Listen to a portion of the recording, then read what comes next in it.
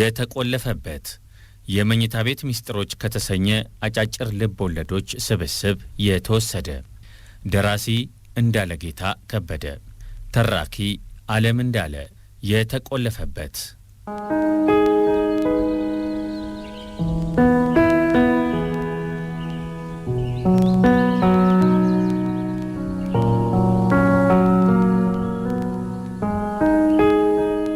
እየሄደ ነው አውቶቡሱ፣ እየሄደ ነው አፍቃሪ ልብን ተሸክሞ። አውቶቡሱ ብዙ ትናንሽ ከተሞችን አቋርጧል፣ ተራራዎችን አሳብሯል። ገና ብዙ 100 ኪሎ ሜትሮች ይጠብቁታል። የማያልቅ የሚመስል መንገድ ነው እፊታቸው የተዘረጋው፣ የአንድ ቀን መንገድ። እሱ የመሄድ ፍላጎት እንጂ ሲሄድ ሊያጋጥመው ስለሚችለው ነገር በጥልቀት አላሰበበትም ነበር። የመሄጃ ገንዘብ ለማግኘት ብዙ ደክሟል። ከህሊናው ጋር ተሟግቷል። ለመሄድ ስላነሳሳው ጉዳይ ለማንም ትንፍሽ አላለም። ለእናቱና ለአብሮ አደግ ወዳጁ ብቻ። እናቱ ጡቴ ከተልህ የተመኘኸውን አትጣ ልጄ ብለው መርቀውታል። አብሮ አደጉም አደራ ሊጎዳ ከሚችል ነገር ራስህን ጠብቅ ብሎታል። ሰውነቴ እኮ የሷ ነው፣ በምንም ነገር አላቆሸው ብሎ ቃል ገባለት። ድምፁን አለስልሶ ቃላቱን አለዝቦ ካሰሪዎቹ የ3 ቀን ፍቃድ የተቀበለው እናቴ በጠና ታማብኝ የሚል ምክንያት አቅርቦ ነው። በእድሜም በሙያም በቀን ገቢም ወደሚመጣጠኑት ወዳጆቹ ዘንድ ቀርቦ ቸግሮኛል አበድሩኝ ነው ያላቸው። እነዚህን ሰበብ አስባቦች በምክንያት ባያቀርብ ኖሮ ማን ወደ ክልል ደርሶ የመመለሻ ገንዘብ ይሰጠው ነበር? ወደ እሷ ነው የሚሄደው፣ ና ብለው አይደለም። አንድ ቀን መጥቶ ያየኝ ይሆናል የሚል ግምትም ያላት አይመስለውም። ኤልሳ ከሷ በፊት ሌላ ጓደኛ አልነበረችውም። እሷ ከሄደች በኋላም ሌላ ፍቅረኛ አልያዘም። ሴትን ፈራ፣ ሴትን ሸሸ። ብቸኝነቱን አጥብቆ ወደደው። የነብርን ጭራ የመያዝ ያህል አልለቅህም አልተውህም አለው። ወንድነቱን ብቻ ይዞ ቆመ። ኤልሳ ነበረች የብዙ ነገሮቹ ቁልፍ። ቁልፉን ይዛበት ሄደች። ይኸው እንደ ተቆለፈበት አለ፣ እንደ ተከረቸመበት። ልቡ ተዘግቷል። በተዘጋው ልቡ ውስጥ ኤልሳ ብቻ ናት ያለችበት። ተቆልፏል። የገባቸው እንዳትወጣ አዲሷም እንዳትመጣ ተቆልፏል። ወደ ልቡ ደጅ የቀረቡ ነበሩ። ምላሳቸውን አለሳልሰው መልካቸውን አሳምረው ድንግል ልቡን በፍቅር ለማረስ የሞከሩ። አንኳኩ፣ ግን አልከፈተላቸውም። ጠሩት፣ ግን አልሰማቸውም። አይቶ እንዳላየ ሆኖ አለፋቸው። ኤልሳ ገዛችው። በየዕለቱ የሚያድግ አድጎ የሚጎለምስ ፍቅር ልቡ ውስጥ ቤት ሰራበት። ቤቱን ይዞ ይዞራል። ከገዛ ፍቅሩ ጋር ፍቅር ያዘው። ይህንን ማድረጉ ደግሞ ለህመም ዳረገው። መንፈሱ ተረበሸ፣ አእምሮ ተጠቃ። ለ3 ዓመት ያህል አብረው በፍቅር ቆይተዋል። 3 ዓመት ብላ ቀን ቆጥራ ዘመናቸውን የነገረችው እሷ ናት። እሱ አያውቀውም። ከመወለዴ በፊት ይመስለኛል አንቺን ማፍቀር የጀመርኩት ብሏታል። ይመስለዋል። ቆይቷል። ግን ሄደችበት እንጀራ ፍለጋ። የእህል ውሃ ጥያቄ በሁለቱ መሃል ያለ መገናኘትን መንገድ ዘረጋ። መሄዷ ስተት አልነበረም። ድህነት አንገዳገዳት። እሱ ኤልሳን የማቆም አቅም አልነበረውም። ሳይንገዳገዱ ስለመቆም ጥበብ ጓደኞቿ አስጎምጅተው ተረኩላት። ሄደችበት።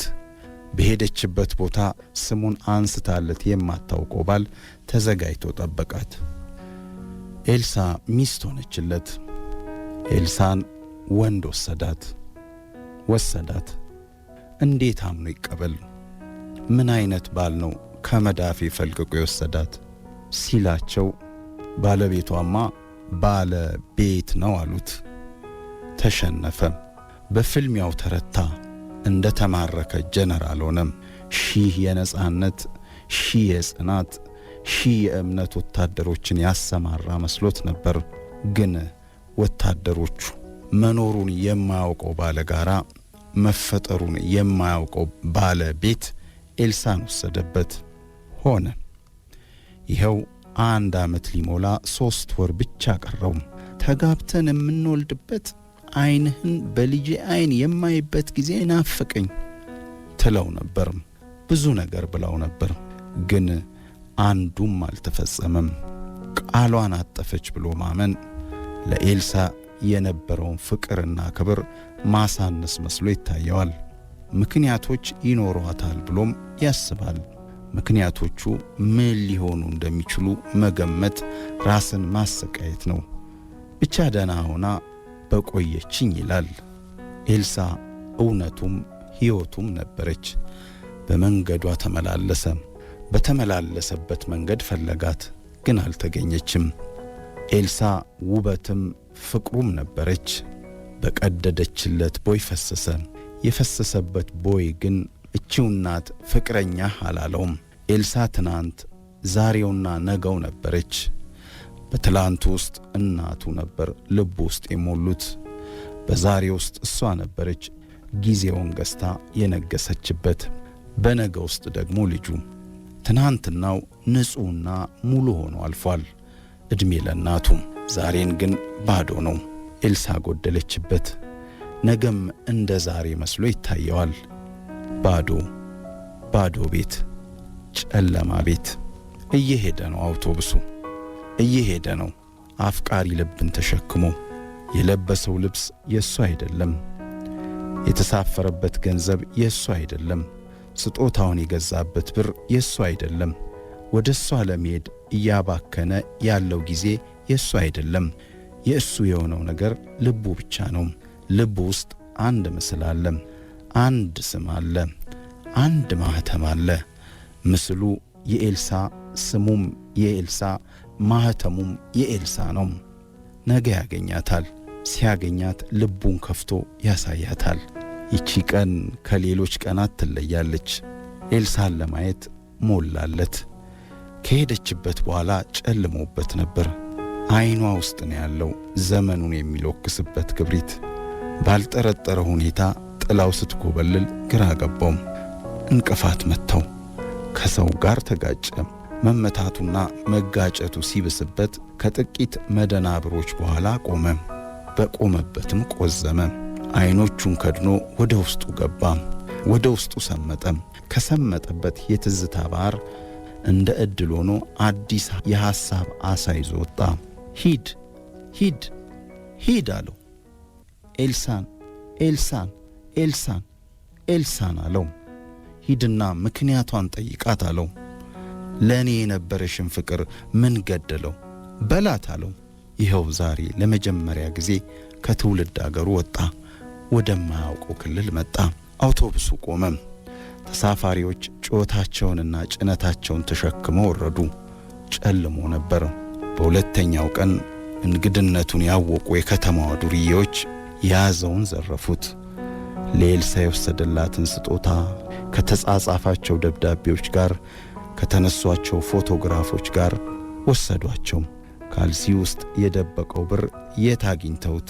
ከወሰዱበት ነገር መሃል ለነሱ የሚጠቅም ነገር በማጣታቸው ላባከኑት ጊዜና ጉልበት መታሰቢያ ይሆን ዘንድ በዱላ ነረቱት። ግንባሩ ቆሰለም። ቤቷን ለማግኘት በጣም ተቸገረ። በተሰጠው አድራሻ መሰረት ወደ ኤልሳ ቤት ሄደ። መናኸሪያ አካባቢ። ልቡ መታ መታ መታ፣ በኃይል መታ። የሚንቀሳቀስ ሳጥን የሆነ መሰለው። ሳጥኑ ተቆልፏል። ቢቆለፍም እግር አለው። ለ9 ወራት የቆመው እግር አሁን መሄድ ጀምሯል። 500 ምናምን ኪሎ ሜትሮችን አቋርጦ በሳጥን ውስጥ የተቆለፈ ልብ እንደያዘም ደጇ ላይ ቆመ። ተቀመጠ። እንደ ተቀመጠ ግማሽ ሰዓት ሞላው። ተነሳ፣ አንኳኳ። ከ40 ደቂቃ ቁዘማ በኋላ ድንገት አንድ ሐሳብ እየሮጠ መጥቶ አፍቃሪ ልብ ውስጥ ገብቶ ተሸነቆረ። ምን መሆኔ ነው? ምን ፍጠሪ ለማለት ነው ጎጆ መስርታ ያለችን ፍቅረኛዬ ጋር የመጣሁት እኔን በማግኘቷ ላላስፈላጊ ስቃይ ብዳርጋትስ? ለሚያፈቅሩት ሰው ስቃይና ጸጸትን ከመስጠት የከፋ ኃጢአት አለ ብሎ አሰበም። ፍቅር ሆይ በስምህ ሳይታወቀኝ ስተት ልሰራ ነበርና ይቅርታ አለ። ለማንኳኳት ፈራ። ምን ነካኝ አለ። ጸጸት ገባው። ያሳነሳት መሰለው። ንጹሕ ፍቅሩን ላለማቆሸሽ መጠንቀቅ እንዳለበት ተሰማው። ለዳግም ማንኳኳት የተዘረጋውን እጁን ሰበሰበም። ቆመም። እንደ ቆመ አንድ አውቶቡስ መጣና እሱ የቆመበት ስፍራ ቆመም። አንድ ሰው የተዘጋ ልቡ ሲከፈት ታወቀው። እጁን አውለበለበ። ወደ አውቶቡሱ ረዳቱ ፈገግ አለም። አፍቃሪው ሰው ወደ ፈገግታው ተጠጋ። ትኬት ቆረጠ። ወደ አውቶቡሱ ሆድ እግሩን ሰደደ። ተደላድሎ ተቀመጠም። ወደ እነ ኤልሳ ቤት ግቢ አተኮረም። በአይኖቹ አንኳኳ። መልሶ መላልሶ አይኖቹ ኃይል አላቸው።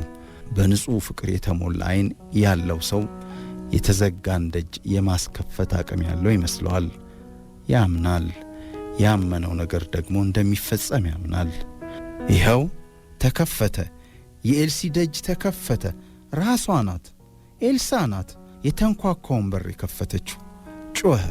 አፍቃሪ ወጣት ጮኸ። ኤልሳ እችውት። ተሳፋሪዎች ግራ ገባቸው። በጣም ወግ ሰላቂዎችም ጫታ መንዣጊዎችም የብቻ ቆዛሚዎችም ስሟን ሲጠራ አልሰማችውም። እንዲሰማት ብሎም አልነበረም የተጣራው። እሷም ወደ አውቶቡሱ አላየችም። ሲያያት ግን ፀሐይ ልቡ ውስጥ ስትበራ ታወቀው። ጨለማው ሲረታ፣ የተረገዘ ናፍቆቱ ሲወለድ ቆመች። አያት። በዓይኑ ጎረሳት። መጥገብ አቃተው። ቲሸርቱ አንዲት የምታምር ሴት የማያምርባትን ቲሸርት ለብሳ ኤልሳ የለበሰችው ቲሸርት የሱ ነበር። እሷ ናት። ስላንተ ሳስብ ሁልጊዜ ይህንን ልብስ ለብሰ ነው የምትታየኝ ያለችው። ያዞትራት ነበር። አንድ ቀን አስወለቀችው፣ ወሰደችበት። ይህንን ቲሸርት ለብሼው ማደር እፈልጋለሁ ነበር ያለችው። አንተን ይለኛል ትለው ነበር። አደረገችው። አሁንም እሱን ለብሳ የምትኖር መሰለው። እኔን ለብሳ የምትኖር ከሆነ አይበርዳትም ፈጽሞ አለም። ኤልሳ እወድሻለሁ። ፍቅር ሆይ እንዲህ እንዳስብ አርገ ስለሰራኸኝ አመሰግናለሁ። እንባው መጣ። አጠገቡ የተቀመጠው ሰው ከትናንት በስቲያ አንተን የሚመስል ሰው አጠገቤ ተቀምጦ ነበር። የታናሽ ታናሽ መሆን አለበት አለው። እኔው ነኝ አለ አፍቃሪው። እኔው ነኝ። የፍቅረኛዬን አይኖች አይቼ ነው የጠፋና የባከኑ ዘመኖቼን ያስመለስኩት አለ በፈገግታ። አውቶቡሱ እየተመለሰ ነው። አፍቃሪ ልብን ተሸክሞ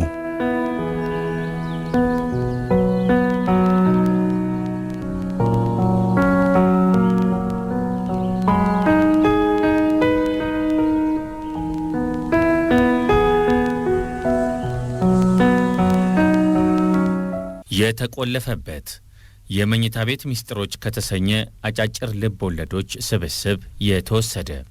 ደራሲ እንዳለጌታ ከበደ፣ ተራኪ ዓለም እንዳለ። የተቆለፈበት